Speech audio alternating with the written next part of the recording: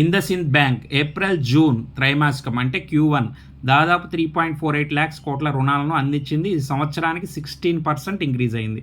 థెర్మాక్స్ బోట్స్వానాలో ఒక energy project కోసం 2 బాయిలర్లను సరఫరా చేయడానికి కంపెనీ అనుబంధ సంస్థ 513 crores ఆర్డర్ను పొందింది. అదేవిధంగా బజాజ్ ఆటో ప్రపంచంలోనే మొట్టమొదటి CNG ఆధారిత బైక్ ఫ్రీడమ్ 125ని విడుదల చేసింది.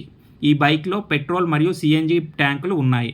ఇర్కాన్ ఇంటర్నేషనల్ రిషికేశ్ మరియు కరణ్ ప్రయాగ్ మధ్య బ్రాడ్ గేజ్ ట్రాక్ను నిర్మించడానికి RVNL నుండి కంపెనీ జాయింట్ వెంచర్ 750 crores ఆర్డర్ను పొందింది. IDFC ఫస్ట్ బ్యాంక్ తన షేర్లను 6 బీమా కంపెనీలకు విక్రయించడం ద్వారా 3,200 కోట్లను సేకరించింది. పూనంవాలా ఫిన్కార్ప్ నిర్వహణలో ఉన్న ఆస్తులను AUM సంవత్సరానికి 50% ఇంక్రీజ్ మరియు ఏప్రిల్ జూన్ త్రైమాసికంలో అంటే Q1 త్రైమాసికంలో మొత్తం చెల్లింపుల్లో 5% ఇంక్రీజ్ను నివేదించడం కూడా జరిగింది.